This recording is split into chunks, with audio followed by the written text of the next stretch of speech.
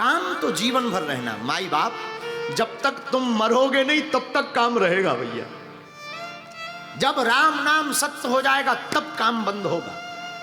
और हम लोगों की आदत क्या, आज बहुत काम कर ले, कल कम करना पड़ेगा।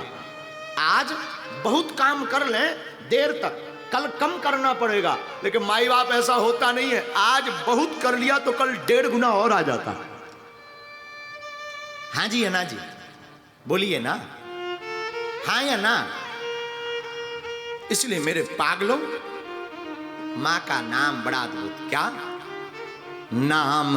उमा, नाम उमा, अंबिका भवानी, सुंदर सहज सुशील सयानी, नाम उमा।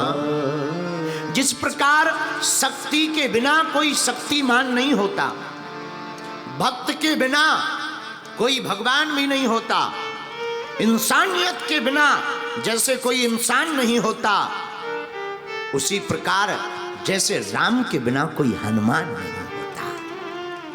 माई बाप, उसी प्रकार हमारी जिंदगी भी सूनी है, बेकार है। जिसने अपनी जीवन में मां की छत्र छाया नहीं पाई, मां के आशीर्वाद को नहीं पाया, उसकी जिंदगी किसी काम की नहीं। हम आपको एक चरित्र सुनाबे। आज सुबह हम एक चरित्र पढ़ रहे थे, अंबाजी का ही, बड़ा पावन चरित्र लिखा। एक सेठ जी थे मंदसौर के, नाम था उनका अखेराम जी।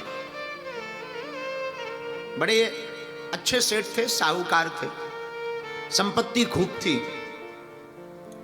आप इतने बड़े व्यापारी थे कि विदेशों में जहाज चलते थे। पुराना जमाना, जहाज पर बिजनेस होता था। यहीं सूरत से, मुंबई से, कोलकाता से, आदि शहरों से जहाज जो जाते थे, उन्हीं से बड़ा लंबा चौड़ा व्यापार था उनका।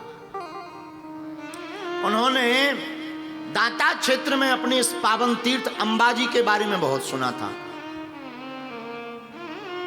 एक बार धोखे से वो यहां दर्शन करने आ गए, बड़े आनंदित भये। कुछ दिनों बाद उन्हें व्यापार के निमित्त विदेश जाना पड़ा, तो अंबाजी को प्रणाम करके कहा, मां हमारे व्यापार की सफलता देना, हम जा रहे, देखना महिमा। प्रणाम करके चले गए, खूब विदेशों में व्यापार किया। वापसी में पूरा जहाज माल भर करके लाए। 2-4 सहपाठी मित्र, मुनीम, कार्यकर्ता और स्वयं सेठ जी जहाज में आगे बैठे। जहाज चला जा रहा है। रात के यही कोई 9 बजे होंगे। शक्ति अंक में इस कथा का वर्णन आया है। रात को कोई 9 बजे होंगे और समुद्र के मध्य में एक घटना घट गई। तूफान आ गया। तूफान आ गया तो जहाज फंस गया। जहाज फंसा तो जहाज चलाने वाले व्यक्ति ने कहा, सेठ जी अब तो भगवान ही बचा सकते हैं, तूफान खतरनाक है और पानी कहीं अगर जहाज में थोड़ा भी भरने लगेगा तो जहाज पहले से ही खूब भरा पड़ा है, जल्दी डूब जाएगा। एक बात बोलें, समुद्र में हजारों गिलियन पानी होता है, लाखों करोड़ों गिलियन पानी होता है, लेकिन समुद्र एक छोटी सी नाव को तब तक नहीं डुबा पाता जब तक समुद्र का पानी नाव में ना चला जाए। वैसे ही हमारी जिंदगी में लाखों करोड़ों संकट हमारे सामने आ जावे, पर हम तब तक नहीं बहक सकते जब तक उन संकटों को अपने मन में नहीं रखेंगे, और मन में नहीं रखेंगे तो संकट तुम्हारा बाल बांका नहीं कर सकते।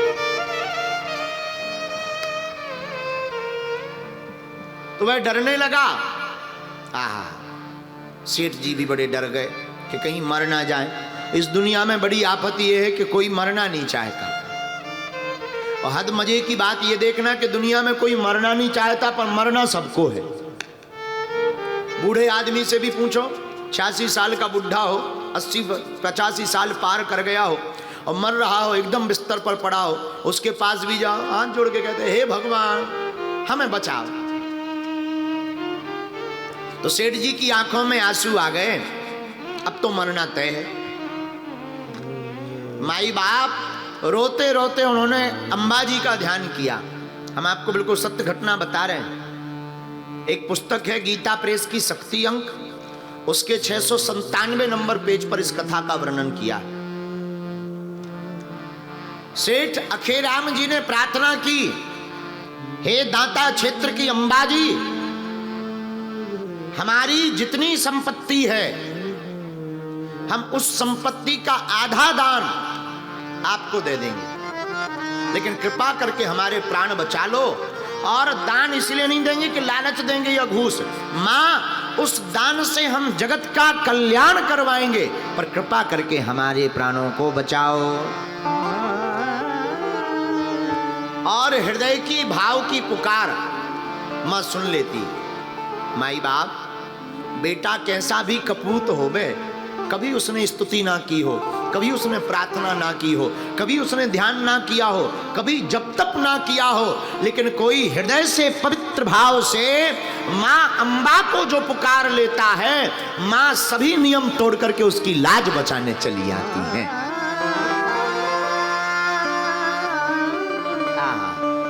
और उन्होंने सच्चे हृदय से कहा, मां हमारे प्राण बचाओ। और माता रानी से रहा नहीं गया।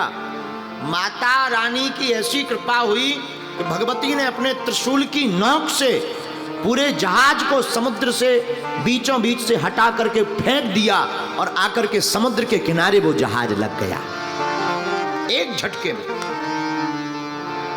सेठ जी बड़े चौंके। गुजरात में ही समुद्र के किनारे उनका जहाज लगा। तुरंत भागे भागे अंबाजी आए। जगदम्बा के दरबार में आकर के अपने संकल्प को पुजारी जी को बतलाया, महाराज हमने ऐसा ऐसा संकल्प लिया था। और पुजारी जी को पूरा वृत्तांत बतलाया। तो पुजारी जी बोले, हो सकता है भगवती की कृपा है। लेकिन जैसे ही पुजारी जी ने माता रानी का पट खोला तो क्या देखते हैं, भगवती की पोशाक गीली है।